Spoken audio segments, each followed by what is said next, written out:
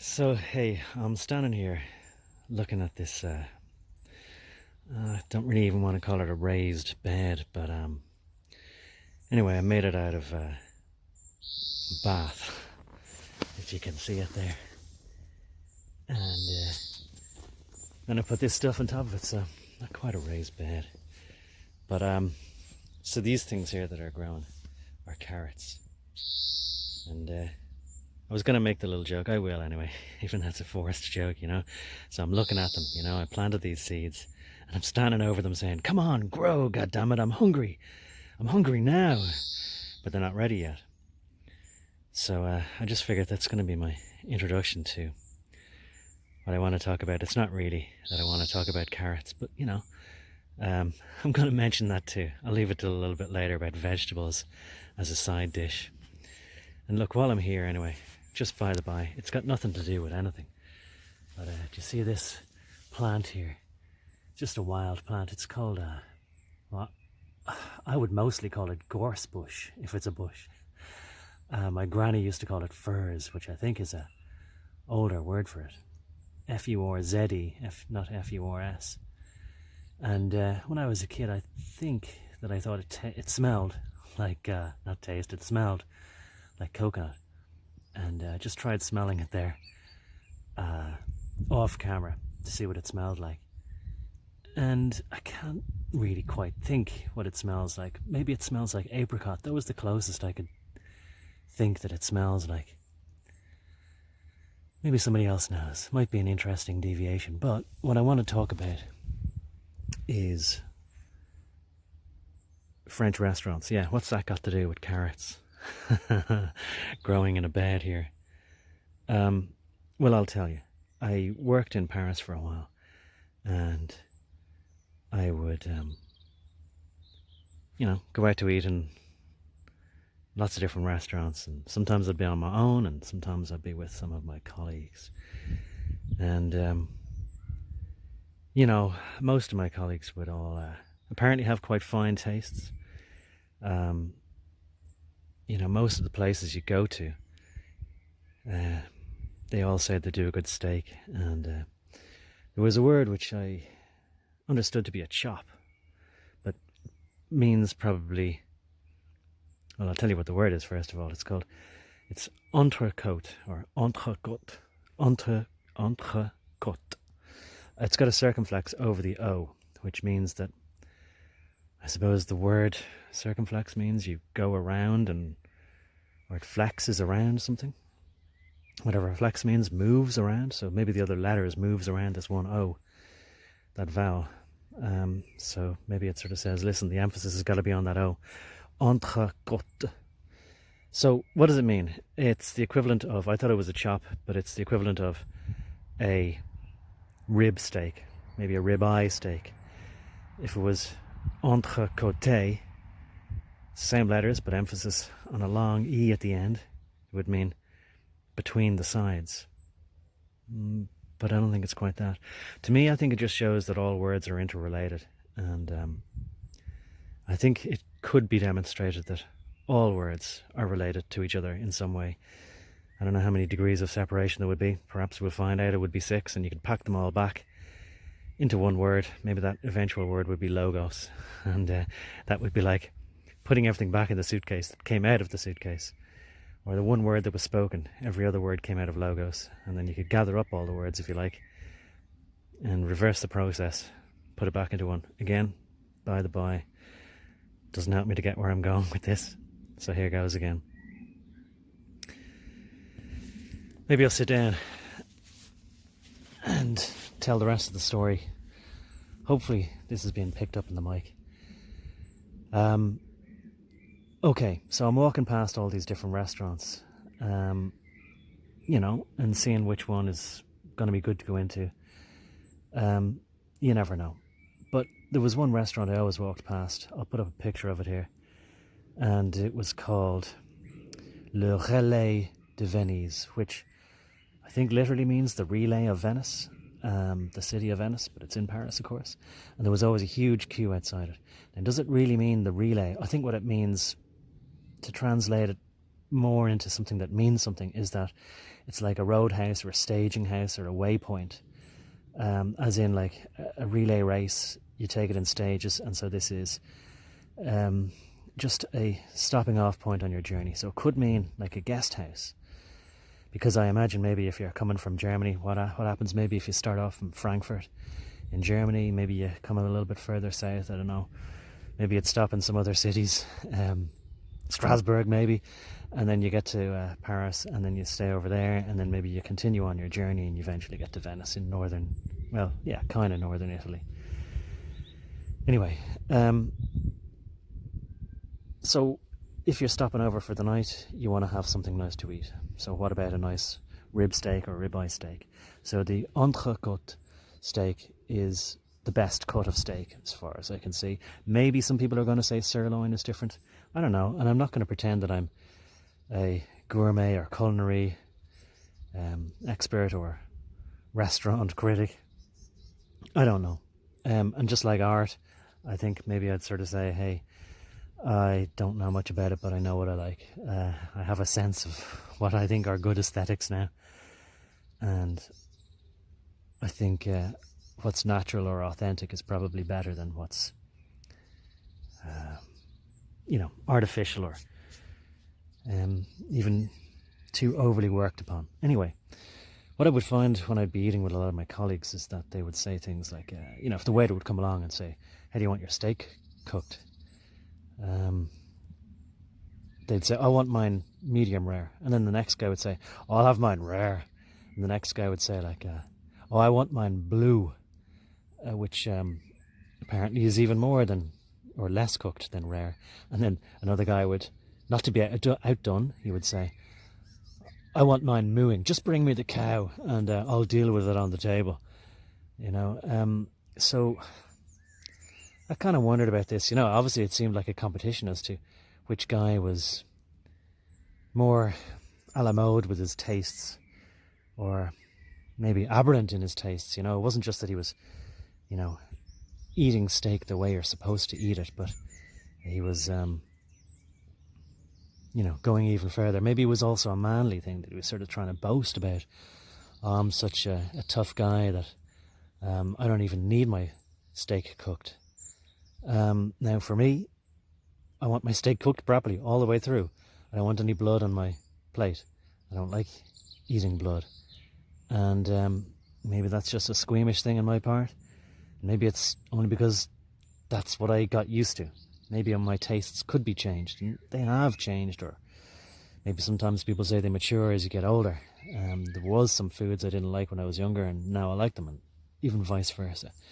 They say your tastes go from liking only sweet things to appreciating things that are more savoury, and yeah, I guess that happens too. It's funny how it goes, and change can be gradual that way, and you look back and you say, wow, I can't believe I didn't used to like that, and now it's one of my favourite foods, and whatever, So maybe when you're a child, yeah, sometimes you should just listen to an adult and stop being so fussy. And if an adult says, look, this is not going to poison you, maybe you don't like the taste of it, but it's good for you. And that's another life lesson. Sometimes you don't like the taste of things, but it's actually the thing that is really good for you. Whereas, a sweet, sugary drink tastes lovely, but it's not so good for you. I won't get onto the story about Hansel and Gretel. But the implication is obvious there. Maybe not at first when you're a kid. Anyhow, so I did kind of notice that, I'm not really so convinced that these guys really do like their food this way. I think they're just conditioned to believe that they get approval if they say that they like their food this way. And of course, if I would say to the chef, oh, listen, sorry, not the chef, to the waiter, I would say, please just cook it real well. And, he would say, really? Are you sure about that? And I'd say, oh yeah, listen, très bien cuit, s'il vous plaît. And he'd go, well, on your head be it, but, I'm not sure if the chef's going to allow that even, sometimes they would say. And I'd say, well, look, I'll pay for it just the same, so please just cook it real well, I don't want to have, and, he'd ask me, what do you mean? I'd say, I just don't want any blood on the plate, and I'd get this I'd have to have this argument in every restaurant, and, occasionally the chef would come out to me and, check, because maybe he didn't quite believe the waiter, and I'd say, yeah, listen, please, I know maybe I'm insulting you and your produce and all that kind of thing. I don't mean it as an insult. Just if you could please cook it a lot longer so that it's brown all the way through instead of red, And they'd go, well, it's going to be really tough then. And I'd say, oh, well, look, can you do your best? Can maybe you put butter on top of it?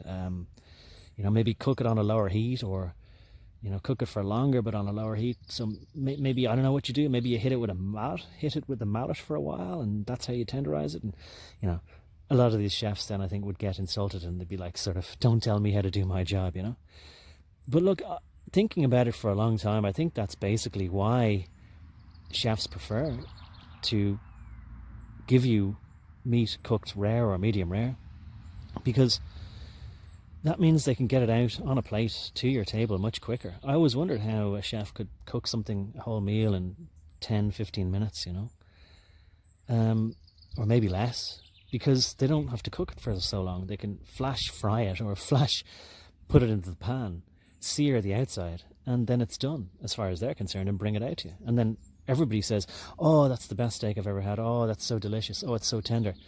Well, I guess, of course, it's going to be if you don't cook it. If you just sear it on the outside. I think it takes, what is the skill in that? I think it takes extra skill to be able to cook it through, but it still be tender. So it takes care and attention. You have to keep maybe pouring its own juices over it, or adding butter, or something like that. Now, a lot of people would then try and change the argument to something else by saying, oh, but butter is unhealthy for you. Well, that's besides the point. I mean, whatever, I'm not the expert chef, but whatever method is needed to keep it edible, not like an old saddle on a horse, or like an old tough boot you've got to cut through. I know it's possible because I've had meat that's cooked through in a restaurant, but that's tender, and I've done it myself, and I think that's the secret. Everybody knows if you try and turn up the temperature in an oven, you don't cook something quicker, you just end up burning the outside of it, and then it's not cooked through. Whereas if you cook something slowly but on a lower heat, it's nice and tender, it's got the consistency you're looking for, and yet it's cooked. So anyway, I didn't mean to take so long to come to the point here. As always, this is a story, but it's going to relate to something that, like so many stories, like Hansel and Gretel, it couldn't just outright come out and say it. It couldn't just say, here, listen, if you see old crones and they're trying to give you sweets or candy, if they're trying to be nice to you for no particular reason, just be a little bit skeptical about what their motivations might be.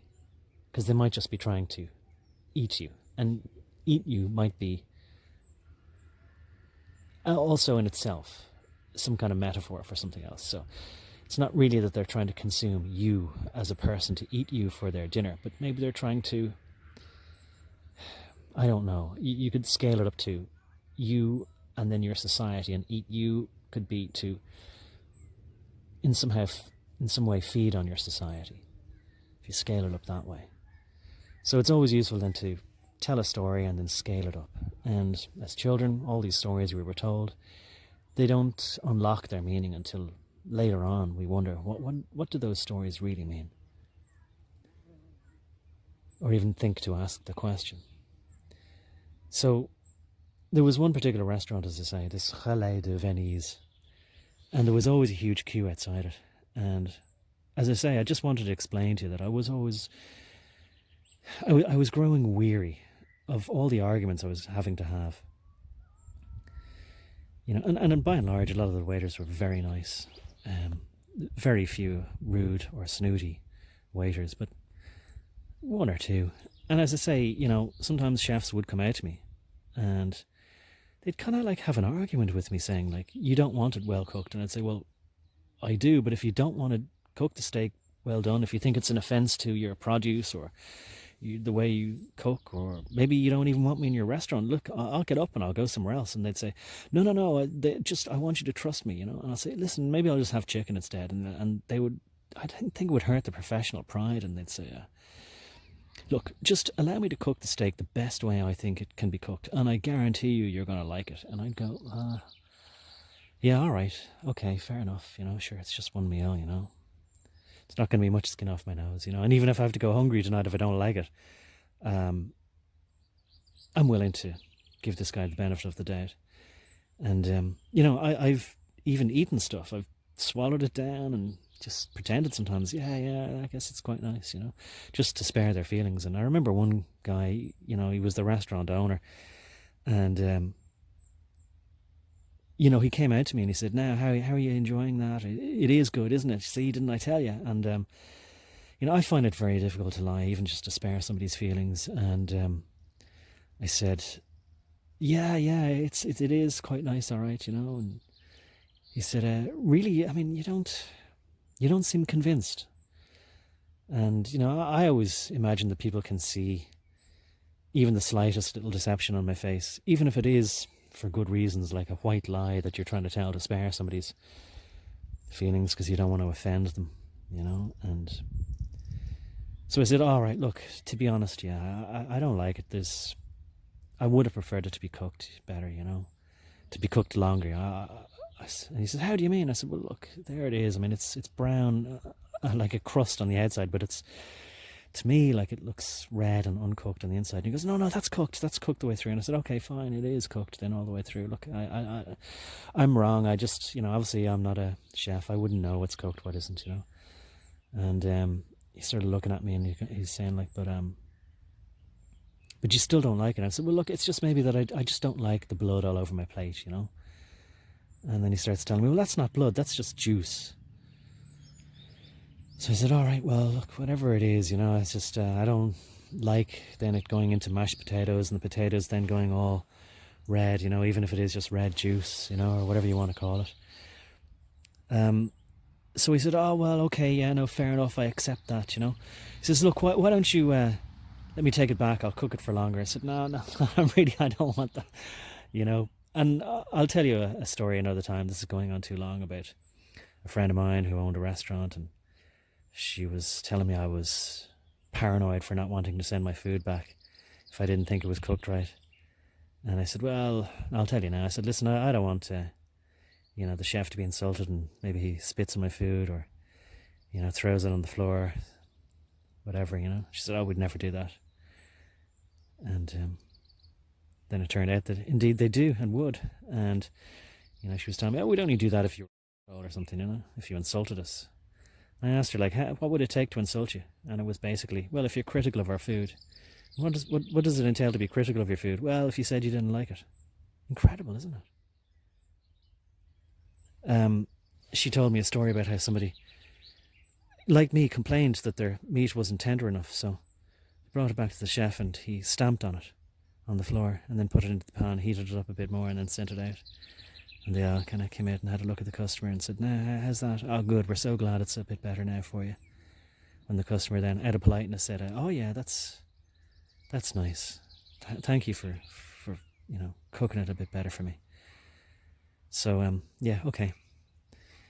If you were or are like I was once, and you're naive and you think that people would never do anything to other people that they wouldn't like to be done to themselves, I don't know. People are funny, you know, when they feel that they've got the moral high ground, when they really don't. So anyway, I'm walking past this particular restaurant all the time, you know, and there's always a huge queue outside, and I'm always thinking, like, what's going on in there? Why is everybody queuing up? Because I mean, I won't say that I tried 100 restaurants in Paris, but probably it could have been nearly. And you know what, I'll tell you as well, I mean, like, every steak that you get, I mean, I wouldn't bother going for the sirloin or whatever, you know. If the ribeye is supposed to be the best, the entrecôte is supposed to be the best, right? Just give me that then, you know. Because, I mean, maybe the sirloin was €20, maybe the entrecôte was 25. Now, I would tell that story to people sometimes and about the price of the steak, and they would say, like, "Oh, that's good value. That's for sure. They have to pay their staff.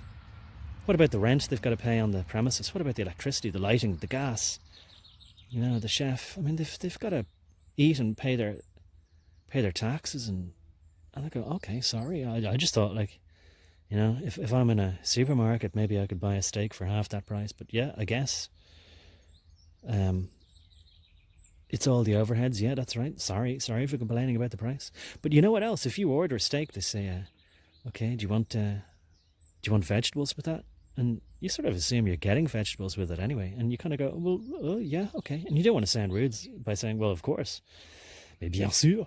So you go, oh, oui, s'il vous plaît, and they go, okay, what vegetables would you like? And you go, look, I guess, I mean, I don't want to spend too much longer. I've already had the argument about how much, flame I'd like you to put on the steak, so just give me whatever, I mean, if you've got carrots and parsnips mixed already, that's fine, even though I don't like parsnips so much. If you have cabbage, if you have broccoli, if you have French beans, courgettes, whatever, if you have some, if you don't have others, look, I'll do my best, I'll eat it, I'll smile as I'm choking it down. Anyway, then I discover, right, pretty early on, that the reason they ask you, do you want vegetables? Because if you said, yeah, I suppose so, it's so that you've agreed that you want vegetables, and then they can charge you an extra, I don't know, 3, 4, 5 euro maybe for vegetables. So if you're having the steak for 25 and you say, yeah, sure, I'll have vegetables, then that's 30. And then if you say, oh, could I get, fries with that as well? Well, then that's another 3 euro, or it could be 5 euro as well. And then if you have a drink, would you like some beer? And you say, no, I'll just have water. And I want to drink the tap water there. You never know what's in it. So you're getting bottles of water, and that's going to add up. Actually, that's probably more expensive sometimes than beer. Soft drinks. Fizzy drinks sometimes is more expensive. So you say, listen, I'll have a beer. You're pretty much not getting out of there for less than 40 euro. If you have a dessert, probably 50 euro, Maybe not quite as much as that, but 40 euro certainly would not be.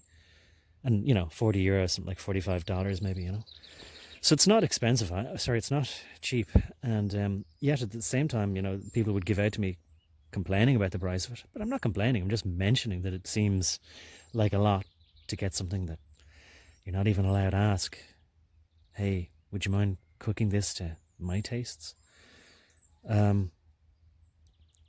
So other times people would say to me, oh, how dare you? You're one of these decadent bourgeoisie eating the finest steaks while there's people struggling to pay their mortgages, to pay off their car loans, to pay off their student loans. And there's you having these complaints about these minor little details about how you're like your bourgeoisie steak done. So you really can't win. Hopefully any of you listening can understand my frustrations. All I'm looking for is something simple, and before you know it, you have people on both sides of the aisle hurling abuse at you because you dared open your mouth about something that is, fine on this, in the scheme of things, insignificant. But look, here's where I eventually get to the analogy. So I'm standing outside, not standing outside because I wouldn't. I'm walking past these people who are standing outside this restaurant, and I thought it was just one evening. Something weird, something strange was happening inside this place. And then, no, every evening I walk by, there's a big crowd outside. And so my best guess is, but I'm thinking surely people wouldn't do this, that they're queuing outside for their dinner because this place has such an amazing reputation. And as I say, there's hundreds of restaurants in Paris. Is this one really the best? They call themselves sort of a steakhouse. They have a, part of their red canopy outside, which is so traditional for so many French cafes and restaurants, that says basically, we're the house of the steak, or we're the steak house, or something like that. We're the Ribsteak place. And so I guess that's what they're advertising on, we're the place you want to come to if you want the best steak. I'm thinking to myself, surely, I've been to so many places. These people, really? Would that be the place? But even if it is, right, what I'm saying to myself is, I don't care how good that steak is.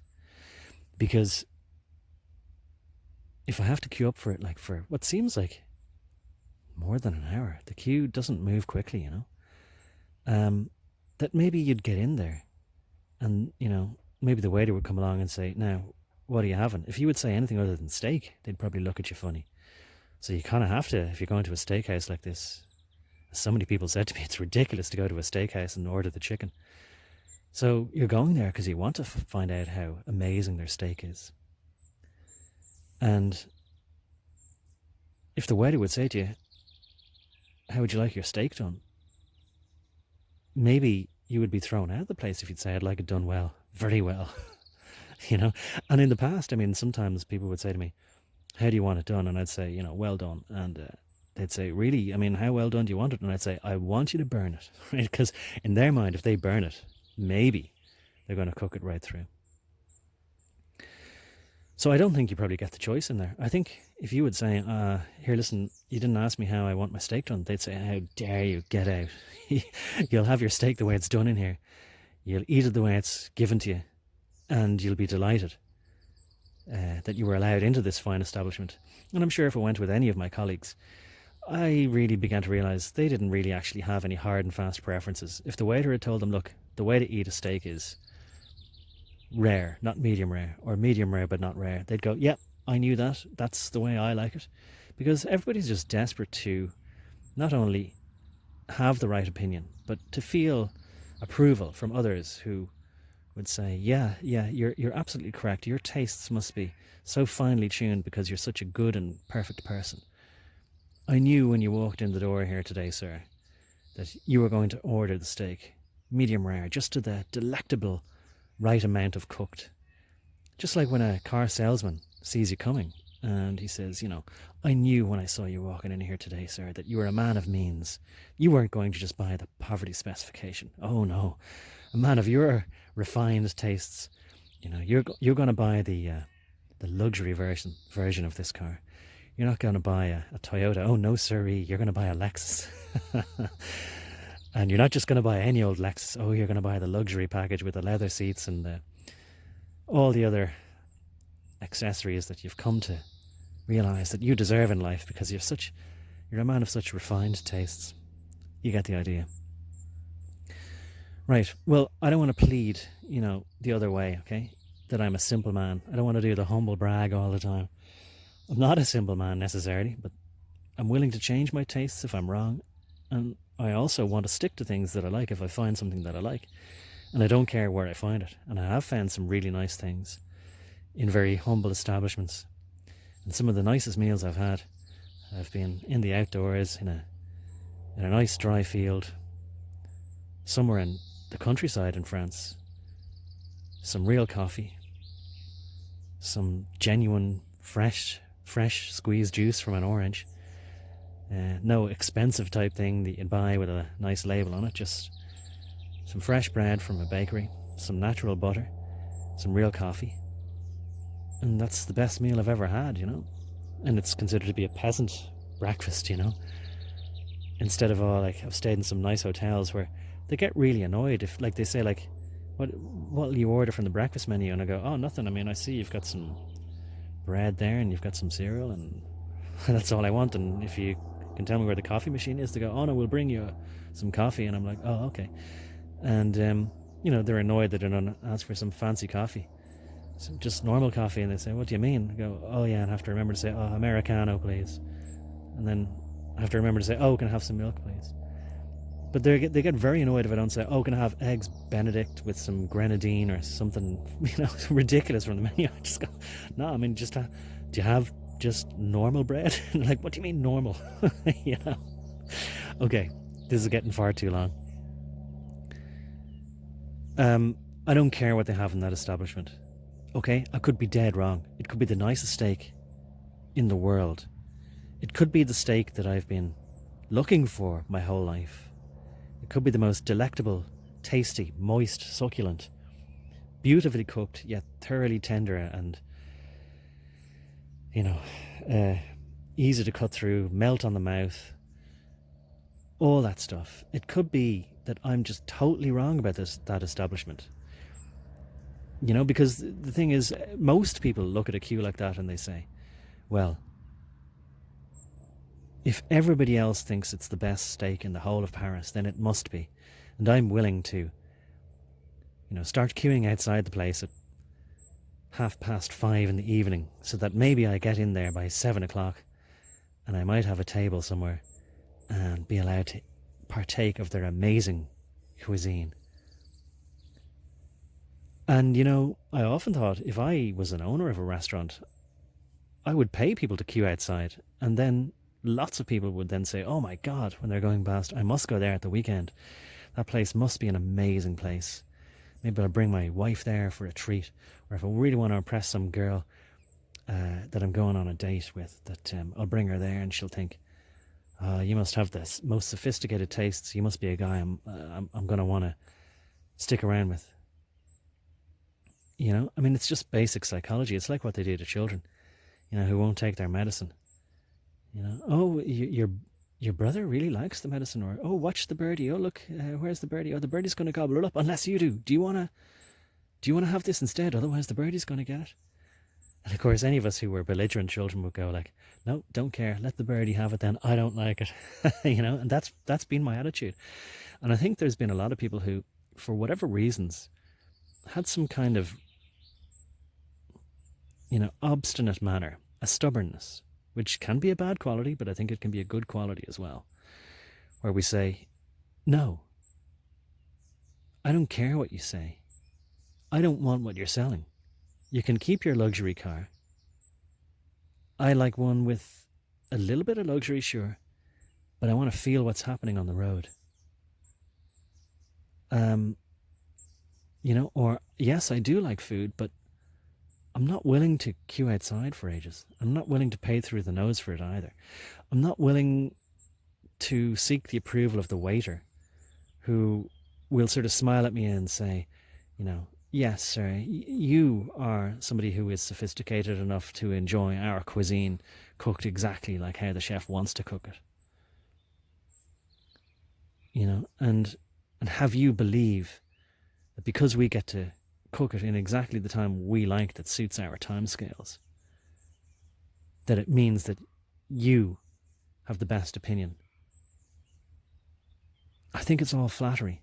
I think it's, you know, along the same lines as modern art, where somebody walks up to a Jackson Pollock and says, I understand exactly how the vibrancy of that tire mark across the canvas expressed not just the artist's frustration at, you know, modern society, but also the inherent rage that exists within the confusion of man from primordial times to our modern magnificence.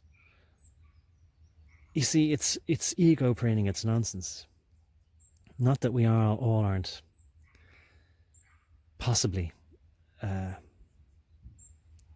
in danger from time to time of succumbing to that. But at least occasionally I might be able to recognise it in myself and try and put measures against it. So that's what I think that a lot of this stuff is, you know. People see that there's a lot of other people queuing up for this amazing steak that they're being sold. Don't you want to ingest this steak? And of course there can be, you know, bluffs, double bluffs, triple bluffs, and even quadruple bluffs, pentuple bluffs, where you don't know which way to turn. And I think the point then doesn't become, are we right? Am I right? Are you right? Are we who think of ourselves in a group as being opposed to something, against something, are we actually correct? I mean, maybe people who do eventually get this steak and ingest it and are told, yes, you are the clever ones, you've made the correct decision. It was correct of you to line up in order so that you may receive what the chef has concocted in his kitchen for you. Maybe that's exactly what they need. Maybe it's just the right amount of nutrients and proteins and everything else that needs to go into their body. But I think even besides the point about who's right, who's done all their research, you know, who's really read all the reviews on this restaurant and every other restaurant, that maybe they might be able to get another steak that does much the same thing for them.